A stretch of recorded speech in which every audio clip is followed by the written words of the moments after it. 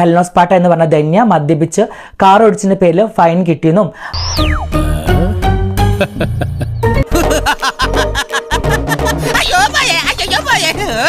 നീ അന്ന് നോവിച്ചു വിട്ടതൊരു പാമ്പിനെയാടാ. ധന്യ, ഇത് നിനക്കാണ്.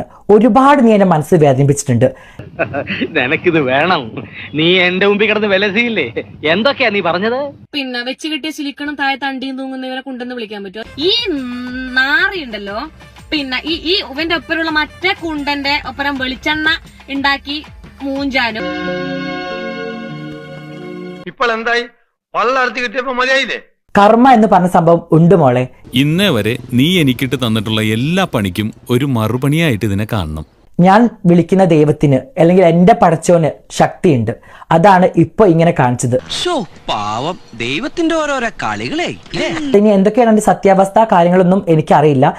ഇപ്പോൾ ധന്യയുടെ സ്ഥാനത്ത് അല്ലെങ്കിൽ ഹെൽനോസ് പാട്ടിയുടെ സ്ഥാനത്ത് ഞാനായിരുന്നെങ്കിൽ എന്നെ വലിച്ചു ചീന്തി എന്റെ തള്ളക്കും തന്തക്കും വിളിച്ച് പൊങ്കാലിട്ടായിരുന്നു ഈ പറഞ്ഞ കുട്ടി. ദൈവം ഒരാള് മുകളിലുണ്ട്, ഇതിന് നീ അനുഭവിച്ചില്ലെങ്കിൽ തന്തയില്ലാത്ത ചേറ്റ പട്ടി നാറി ചേറ്റ. എന്റെ വീട്ടിലും എന്റെ കുടുംബത്തും എന്റെ അച്ഛനും അമ്മയും ഒന്നും എന്നെ അങ്ങനെയല്ല പഠിപ്പിച്ചിട്ടുള്ളത്. തെറി പറഞ്ഞിട്ടുണ്ട്, പക്ഷെ ഇങ്ങനെ തെറി ഞാൻ ഒരിക്കലും പറഞ്ഞിട്ടില്ല. കർമ്മ എന്ന് പറഞ്ഞ സംഭവം ഉണ്ട് മോളെ. ഇപ്പൊ നിനക്ക് മനസ്സിലായില്ലേ? ഈ കർമ്മ എന്നൊക്കെ പറഞ്ഞ സാധനം ഉണ്ടല്ലോ, അത് സത്യം. ധന്യ, ഇത് നിനക്കാണ്. ഒരുപാട് നീ എന്റെ മനസ്സ് വേദനിപ്പിച്ചിട്ടുണ്ട്. അനുഭവിക്കും. പിന്നെ നീ പറഞ്ഞു ആഷിന്റെയും എന്റെയും ബന്ധം. സ്വന്തം വീട്ടിൽ നിന്ന് അച്ഛനെയും അമ്മനെയും ഉപേക്ഷിച്ച് ഒരു ആളുടെ കൂടെ ഇറങ്ങിപ്പോയ നീ എന്ത് അധികാരത്തിലാണ് അത് പറഞ്ഞത്? ഇതില് എന്റെ ഒരു ശത്രു ആണെന്നൊന്നും ഞാൻ ഒരിക്കലും വിചാരിക്കില്ല. എന്റെ ശത്രുവിന് ഒരു ഇത് വന്നു എന്നൊന്നും ഞാൻ വിചാരിക്കുന്നില്ല. അത്രയ്ക്കും എളിമയാണ്.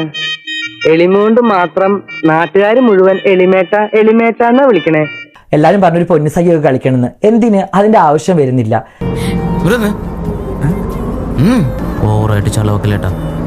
അപ്പോ ധന്യക്ക് ഇതൊരു പാഠമാവട്ടെ, ഇതിൽ നിന്ന് പഠിക്കട്ടെ എന്ന് മാത്രമേ പറയാനുള്ളൂ. ഇപ്പൊ എന്തായി? ഇരുന്നങ്ങ് അനുഭവിച്ചോ.